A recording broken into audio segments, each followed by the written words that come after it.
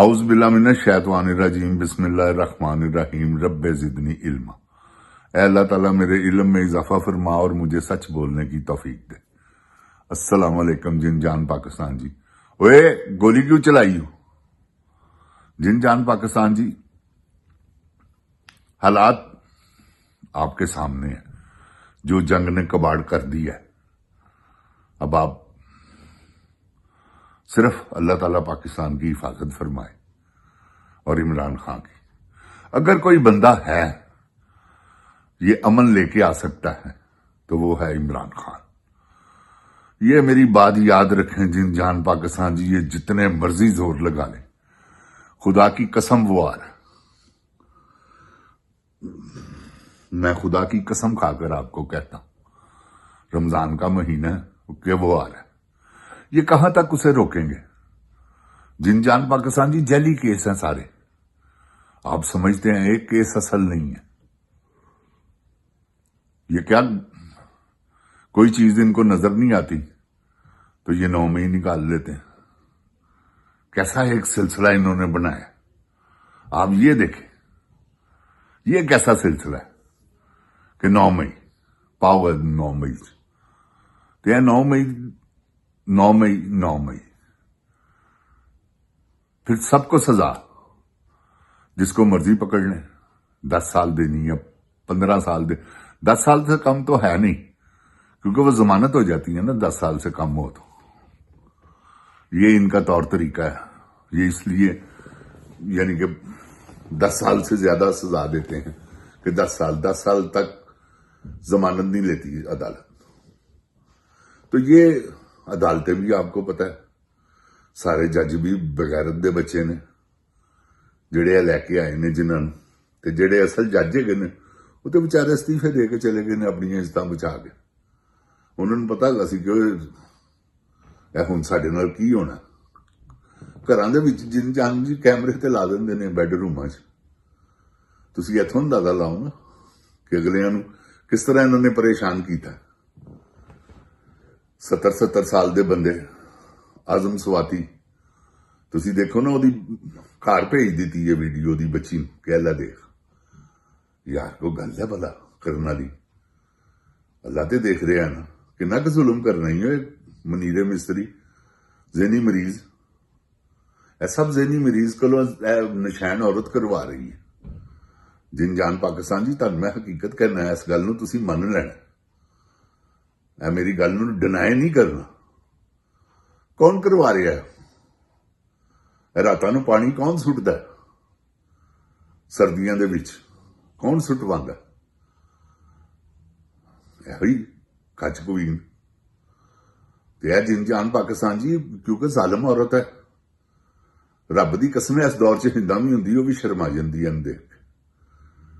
ਮੈਂ ਖੁਦਾ ਦੀ ਕਸਮ ਖਾ ਕੇ ਕਹਿੰਦਾ, ਉਹ ਵੀ ਕਹਿੰਦੀ ਕਿ ਨਹੀਂ ਬੀਬੀ ਮੈਂ ਤੇਰੀ ਜੋੜਨੀ। ਐਸੀ ਬਦਕਾਰ ਮਾਂ ਦੀ ਧੀ ਹੈ, ਮਰ ਗਈ ਹੈ। ਮੈਂ ਕੁਝ ਕਹਿਣਾ ਨਹੀਂ ਚਾਹੁੰਦਾ।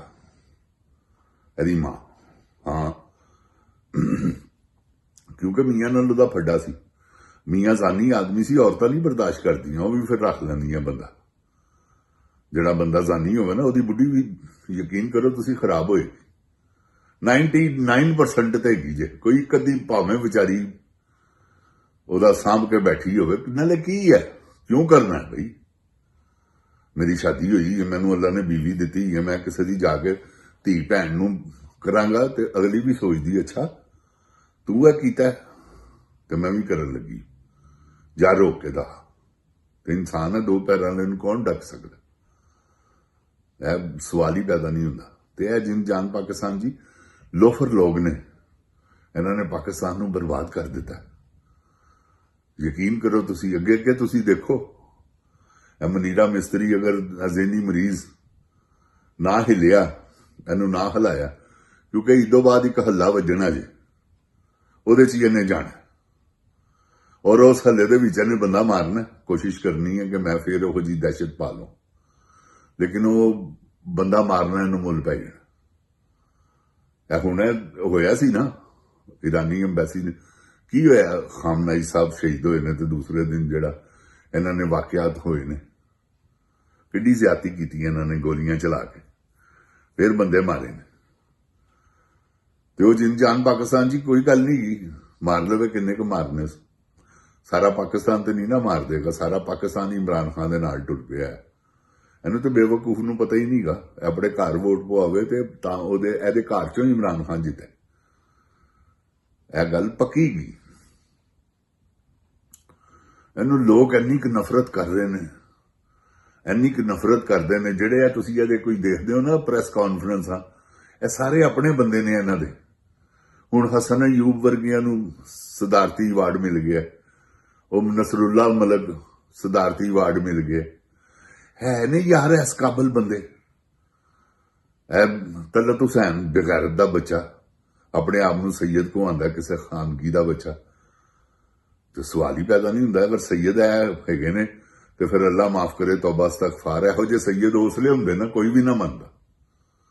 ਯਕੀਨ ਕਰੋ ਤੁਸੀਂ, ਜਿਹੜੇ ਨਬੀ ਪਾਕ ਸੱਲੱਲਾਹੁ ਅਲੈਹਿ ਵਸੱਲਮ ਤੋਂ ਬਾਅਦ ਇਹਨਾਂ ਦੀ ਲੜੀ ਚੱਲੀ ਹੈ ਨਾ, ਉਹ ਤੇ ਉਹਨਾਂ ਤੇ ਦਰੂਦ ਹੈ, ਅੱਲਾਹੁਮਾ ਸੱਲੀ ਅਲਾ ਮੁਹੰਮਦਿਨ ਵਾਲਾ ਆਲੇ ਮੁਹੰਮਦ ਸੱਲੱਲਾਹੁ ਅਲੈਹਿ ਵਸੱਲਮ।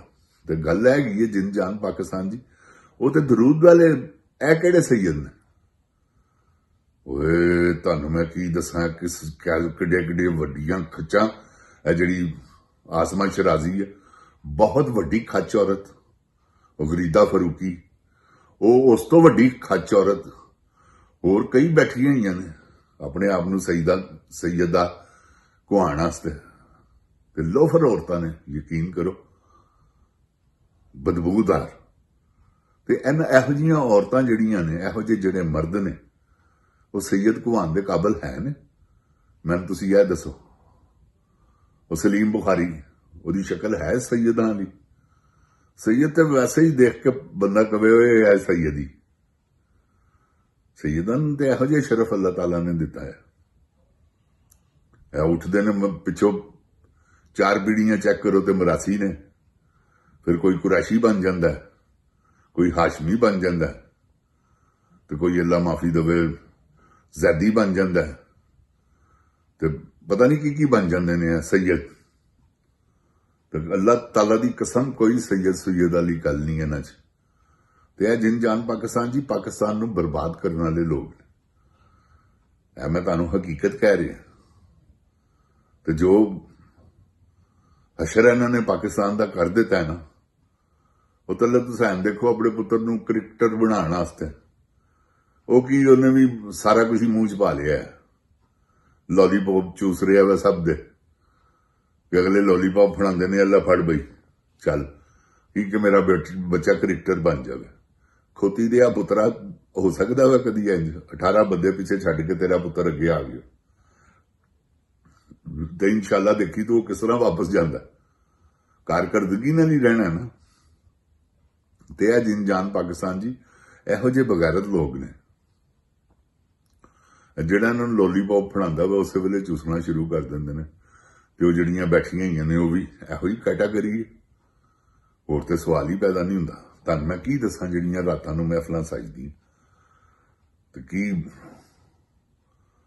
ਟਿਕਟੌਕ ਕੁਈਨ ਕੀ ਇਹਨਾਂ ਨੂੰ ਬੁਲਾਉਂਦੀ ਹੈ, ਤੇ ਫਿਰ ਕਿੱਥੇ ਕਿੱਥੇ ਕੀ ਹੁੰਦਾ ਹੈ।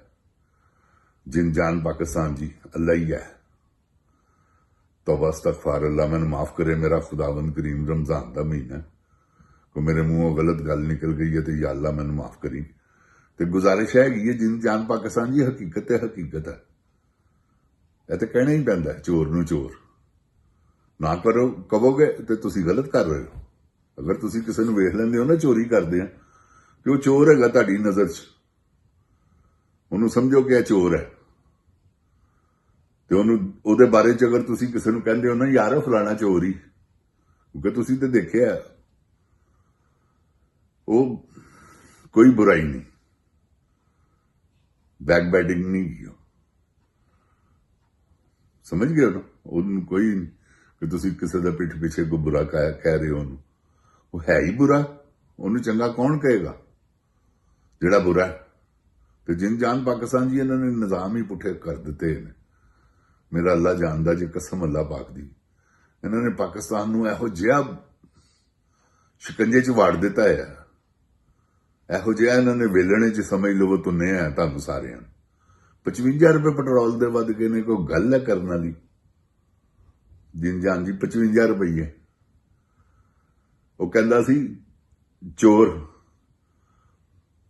ਕਿ ਜੇ ਅਗਰ ਖਵਾਜਾ ਉਹਦੇ ਕਲਿੱਪ ਚੱਲ ਰਹੇ ਨੇ, ਜੇ ਪੈਟਰੋਲ ਤੇ ਬਿਜਲੀ ਵਧੇ ਤੇ ਸਮਝੋ ਵਜ਼ੀਰ ਆਜ਼ਮ ਚੋਰ ਹੈ, ਤੇ ਉਹ ਜਿਨ ਜਾਨ ਪਾਕਿਸਤਾਨ ਜੀ ਚੋਰ ਹੈ। ਆਪਣੇ ਮੂੰਹ ਕਹਿੰਦੇ ਨੇ। ਲੋਫਰ ਔਰਤ ਖੱਚ ਕਵੀਨ ਵੀ ਇਹੋ ਹੀ ਕਹਿੰਦੀ, ਉਹਦਾ ਵੀ ਕਲਿੱਪ ਚੱਲਦਾ। ਸਮਝ ਗਏ ਹੋ ਕਿ ਪੈਟਰਲ, ਅਸੀਂ ਤਾਂ ਪੈਟਰੋਲ ਕਹਿੰਦੇ ਆ ਨਾ, ਦੇਸੀ ਆਦਮੀ ਹੈ। ਇਹ ਪੈਟਰਲ ਤੋਂ ਪੈਨਸਲ ਹੱਥ 'ਚ ਇੰਝ ਫੜੀ ਹੁੰਦੀ ਹੈ ਜਿਸ ਤਰ੍ਹਾਂ ਕਿਸੇ ਬਰਿਸਟਰ ਦੀ ਧੀ।